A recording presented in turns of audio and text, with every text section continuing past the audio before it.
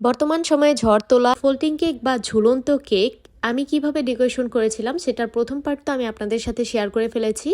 আর আজকে আমি এটা কিভাবে মূলত সেট করেছি সেটার দ্বিতীয় পার্টটাই আপনাদের সাথে শেয়ার করব।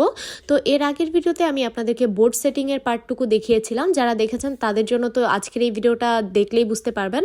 আর যারা আপনারা দেখে নেননি তারা অবশ্যই আগের ভিডিওটা দেখে দেন এই ভিডিওটা দেখবেন। আশা করি তাহলেই আপনাদের কাছে সবটা ক্লিয়ার হয়ে যাবে।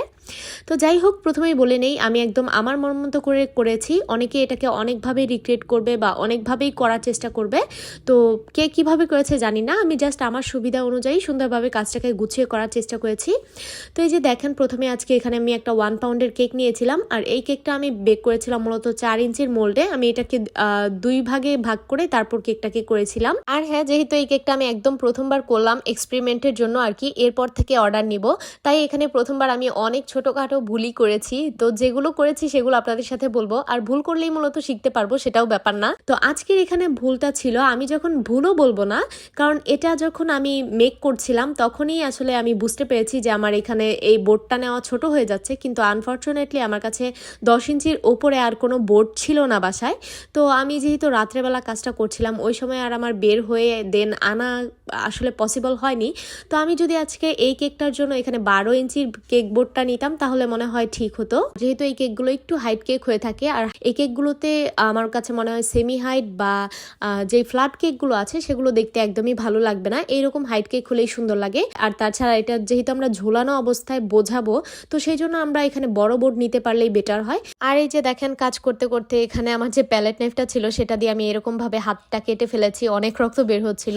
তো কষ্ট হচ্ছিল কাজটা করতে, তো আমি হাতে ব্যান্ডেজ পরে নিলাম।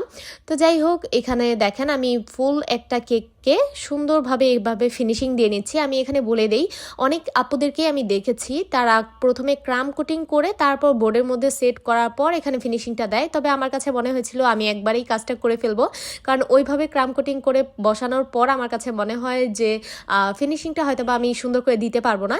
কিন্তু পরবর্তীতে আমার আসলে যেই কেকের ডিজাইনটা মাথায় আসে সেটার জন্য আমার আজকে এইভাবে কাজটা করা উচিত হয়নি। মানে আমি যদি ওইভাবেই কাজটা করতাম, এই যে এখন বোর্ডের মধ্যে সরাসরি যদি আমি ফিনিশিংয়ের কাজটুকু করতাম তাহলেই আমার জন্য সহজ হতো। কিন্তু আমি প্রথমে যেই ডিজাইনটা মাথায় রেখেছিলাম সেটার জন্য আমার একদম এরকম প্রপার একটা সুন্দর ফিনিশিংয়ের প্রয়োজন ছিল।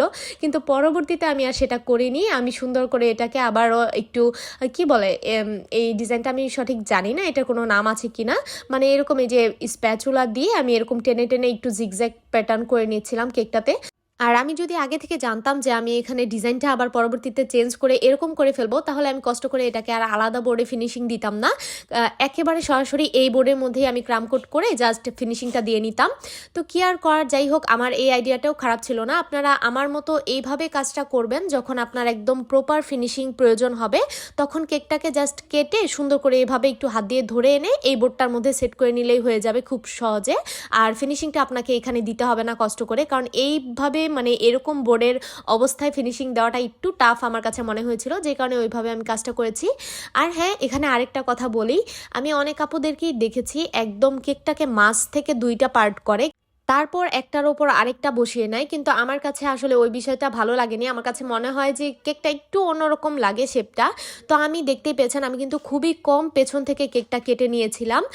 আর এভাবে দেখতে আমার কাছে বেশি সুন্দর লাগছিল, মানে শেপটা একদম রাউন্ডের মতো এসেছিল, ভালোই লাগছিল দেখতে। যার যেভাবে করে ভালো লাগে সে সেভাবেই করবেন, আসলে এখানে কেউ জাজ করবেন না, যেহেতু এটা একটা নতুন ট্রেন্ডিংয়ে চলছে কেকটা। তো অনেক আপুরাই অনেকভাবে কাজটা করবে, সবার কাজকে আমি সুন্দরভাবে দেখি, আমার কাছে যেভাবে জাস্ট সুবিধা হয় আমি সেভাবেই করার চেষ্টা করেছি। তো যাই হোক, আজকে একটা দেখেন এখানে ইউনিক একটা কেক আমি ডেকোরেশন করছি। এখানে অফ ক্যামেরায় আমি টুথপিক দিয়ে প্রথমে জার শেপটা করে নিয়েছিলাম, আর এরপর জাস্ট চকলেট গানাসটা এর উপর দিয়ে এঁকে নিয়েছি, এতে করে সুন্দর একটা জার কিন্তু বোঝা যাচ্ছিল। বিষয়টা আর কি এরকম ভাবে রাখবো যেন বোঝা যায় যে জারের ভিতরে অনেকগুলো ভালোবাসা, মানে লাভগুলো থাকবে আর কি। আর এরপর জাস্ট আমি এখানে জারটা বোঝানোর জন্য সুন্দর করে মাঝে একটা রিবন সেট করে দিয়েছি। আর এই রিবনের কথা আপনাদের সাথে না শেয়ার করলেই না, কারণ এই রিবন বানাতে আমি কোনোদিনও পারবো না। এই রিবনটাও আমাকে আমার যা করে দিয়েছিল। এখন আবার কেউ বললেন না যে এই রিবন না বানানোর কি আছে, আসলে যে যেটা যেটা পারে না তার কাছে সেটাই কঠিন। আর এই যে উপরে আমি একটা সুন্দর আর্টিফিশিয়াল ফ্লাওয়ার দিয়ে দিয়েছি রেড কালারের মধ্যে। আর এরপর আমি জাস্ট একটা গোল্ডেন সুগার বলগুলো যে ছোট পার্টগুলো আছে সেগুলো দিয়ে এরকম একটা লাইন টেনে নিচ্ছিলাম। আমার কাছে দেখতে এটা খুবই সুন্দর লাগছিল।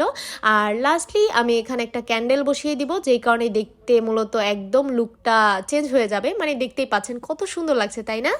আর যাই হোক, আমি এইখানে যে চিরকুটটা লিখেছি কি আর বলবো, মানে 5 মিনিট না 2 মিনিটও না, মনে হয় আমি সেকেন্ডের ভিতরে এই লেখাটা শেষ করেছিলাম, এত পরিমাণ তাড়াহুড়ো করেছি। আর আপনারা যখন অর্ডার দিবেন তখন কিন্তু আরও অনেক সুন্দরভাবে কেকটা সাজানো গোছানো পেয়ে যাবেন। যেহেতু এটা আমি করেছিলাম বাসার জন্য, তাই আর সেভাবে করে গুরুত্বটা অত একটা দেওয়া হয়নি, জাস্ট এটা এক্সপেরিমেন্টের জন্য করা হয়েছিল। আর বা পাশের যে চিরকুটটা সেটা আমি আরো বড় করে লিখলে হয়তো বা কেকটার মধ্যে এই বিষয়টা ফুটতো বেশি। তো যাই হোক, আপনাদের কাছে আজকের এই ভিডিওটা কেমন লেগেছে অবশ্যই কিন্তু জানতে ভুলবেন না। আর ভিডিওটা ভালো লাগলে প্লিজ সবাইকে শেয়ার করে দেখার সুযোগ করে দিবেন। আল্লাহ হাফিজ।